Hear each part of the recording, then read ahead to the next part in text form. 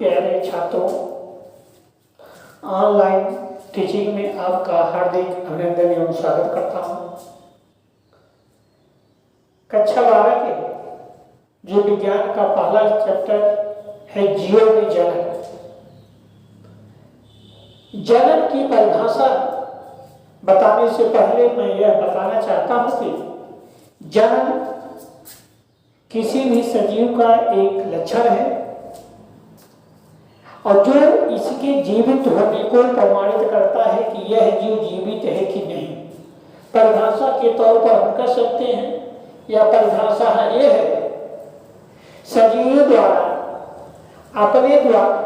अपने जैसे ही नए संतान पैदा करने की क्षमता को ही जनन कहते हैं।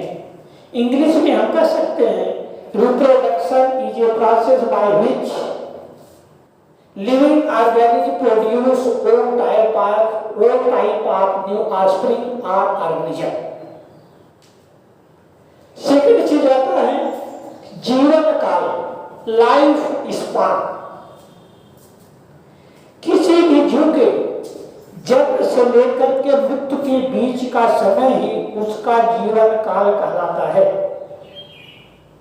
जैसे हम लोग हैं, ये जानते हैं कोई बच्चा पैदा हुआ, वह कितने वर्ष तक जीवित रहेगा और कब उसकी मृत्यु होगी, तो जन्म से लेकर के मृत्यु के बीच का जो समय होता है उसे ही जीवन काल कहते हैं। इस पृथ्वी पर अनेक ऐसे जीव हैं, या सभी जीवों का जीवन काल अलग अलग होता है। एक है मेरे फ्लाइट, जिसका जीवन काल मात्र 24 घंटे का होता है। कुछ ऐसे जीव हैं जैसे कि आपका तोता है 40 वर्ष, कुत्ता है 20 वर्ष। अलग अलग किताबों में आदि के कछुए के बारे में कहा गया है, किसी में 150 या 400 वर्ष होता है। अमेरिका में पास जाने वाला सिकोया या रेडवुड का पौधे का जीवन काल लगभग 2500 वर्ष है। तो अलग अलग जीवों का जीवन काल अलग अलग होता है। अब आता है अगला पॉइंट, जनन का क्या उद्देश्य है। जैसे हम लोग यहाँ पर शिक्षा ग्रहण करने आए हैं, तो मेरा एक उद्देश्य है, आप लोगों का एक उद्देश्य है कि हम यहाँ पर क्या करने आए हैं। उसी तरह जीवन में जनन का एक उद्देश्य है। वह उद्देश्य यह है कि पहला है जाति की वृद्धि होती है। अगर कोई भी जीव यदि वह जनन नहीं करेगा, उसके समूह में उनके सदस्यों की संख्या नहीं बढ़ेगी। इसलिए अपनी संख्या को बढ़ाने के लिए जीवन में जनन बहुत ही अति आवश्यक है। दूसरा है जाति की निरंतरता। इस पृथ्वी पर अगर आने वाले प्रत्येक सदस्य क्रम से जन्म नहीं करेंगे, तो पृथ्वी पर इस जीव का अस्तित्व धीरे धीरे समाप्त हो जाएगा और ये निरंतर इस पृथ्वी पर नहीं रहेगा। यानी हम कह सकते हैं यह जाति विलुप्त होने के कगार पर है। तीसरा है समष्टि का संगठन। जातियां हैं, किसी भी जीव की जातियां हैं, चाहे पादप हो या हम लोग हो या अन्य प्राणी हो, सभी में के जो जनसंख्या का संगठन होता है, जिस क्षेत्र में रहते हैं, उसमें शिशु, किशोरावस्था, वयस्क और वृद्ध रहते हैं। तो हमारे एक समाज का संगठन होता है कि इस एरिया में बच्चों की संख्या, युवाओं की संख्या और वृद्धों की संख्या कितनी है, ये सब मिलकर के हमारा या हमारे जाति का, हमारे समूह का संगठन करते हैं। चौथा है विभिन्नताएं। जन्म में से विभिन्नताएं पैदा होती हैं।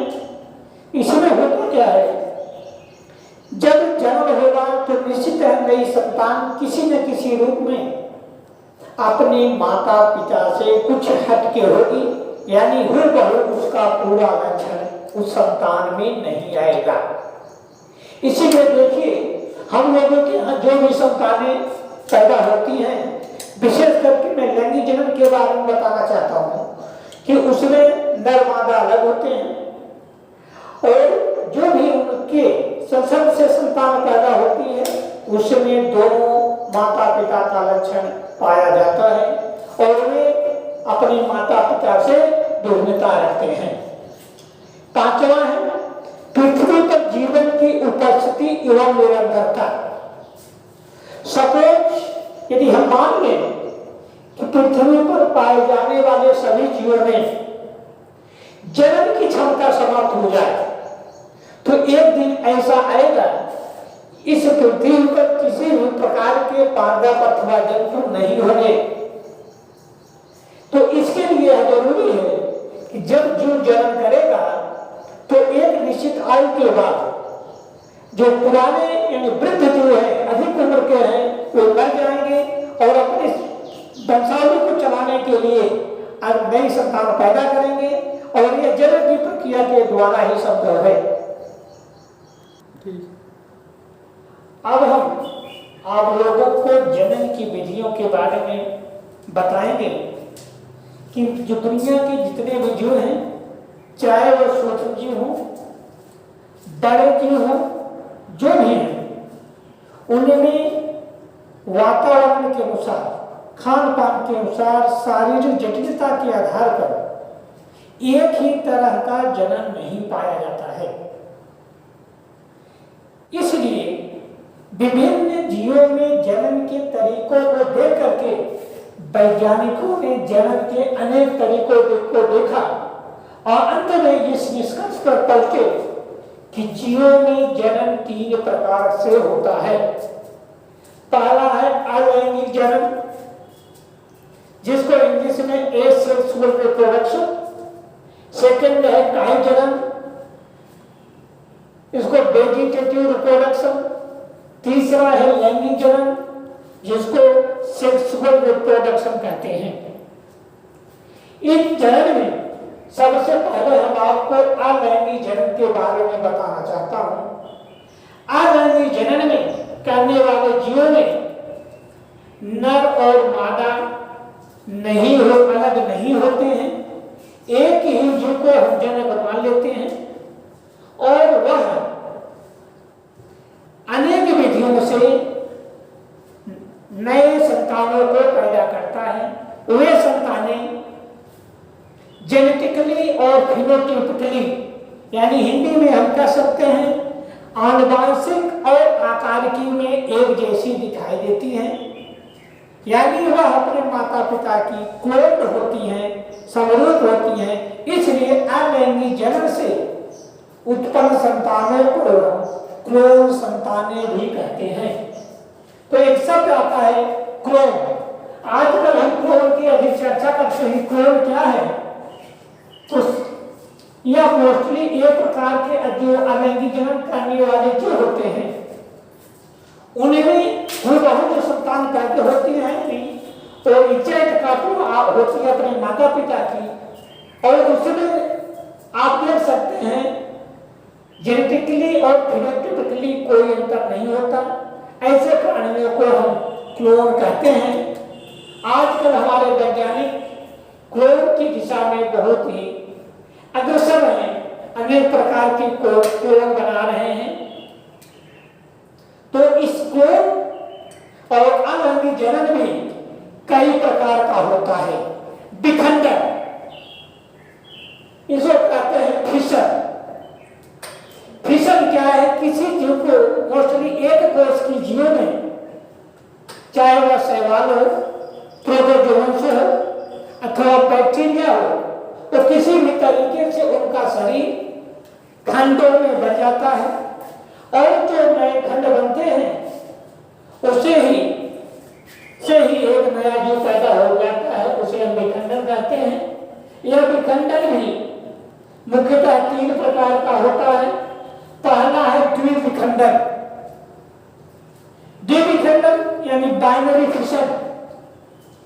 बाइनरी फिशन में विभिन्न तरीकों से जीव का शरीर 2 भागों में बढ़ जाता है और वह जीव अपने माता पिता के समान होता है, यानी जनक के समान होता है। यह भी 4 प्रकार का होता है। साधारण बाइनरी फिशन, एक चित्र में बताना और चाहता हूं, जो विखंडन होता है यह सदैव अनुकूल परिस्थितियों में होता है, यानी फेवरेबल कंडीशन में होता है, उसको हर सुविधाएं रहेगी तो तेज गति से वह विखंडन करके अपनी संख्या को बढ़ा लेता है। द्विविखंडन में पहला है साधारण द्विविखंडन।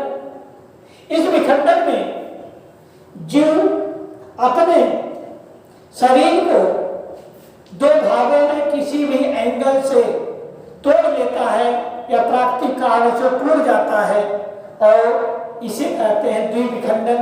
यह सबसे अधिक अमीबा में पाया जाता है। जैसे आप इस चित्र को देखेंगे, यह अमीबा है।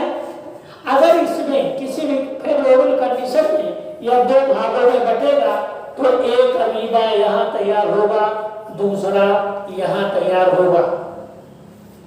तो यह साधारण विखंडन है, किसी भी एंगल से अमीबा 2 भागों में बट जाता है और शरीर बटने के बाद 2 नए जीवों को जन्म दे देता है।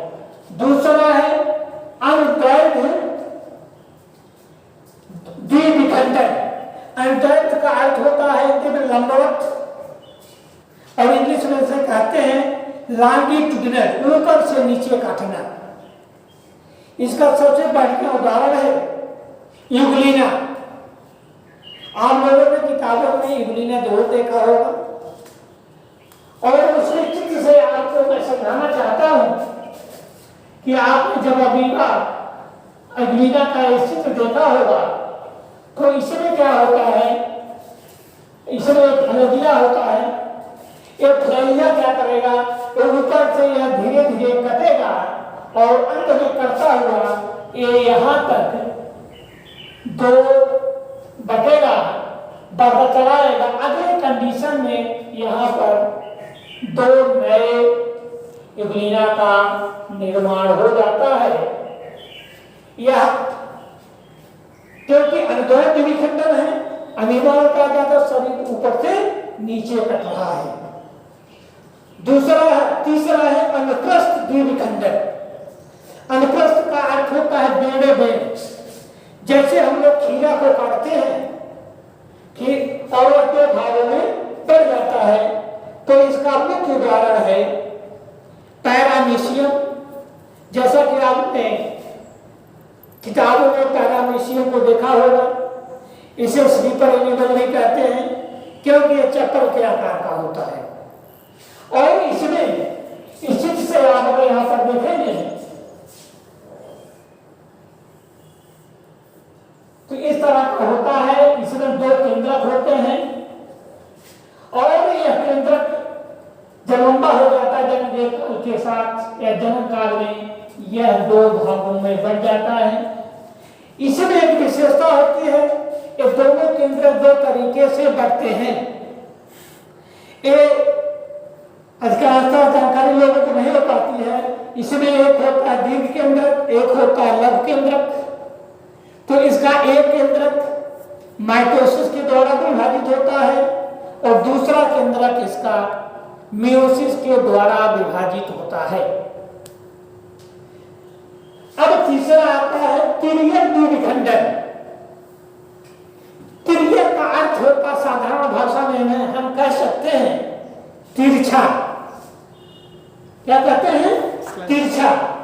इसका शब्द प्रोटोजोआ का एक जंतु है सिवेटियम, और उस जंतु का आमतौर पर किसी किताब में इसका चित्र देखेंगे इस तरह से बना होता है और यह सदैव तिरछा करता है। तिरछा करके यह 2 भागों में बढ़ जाता है।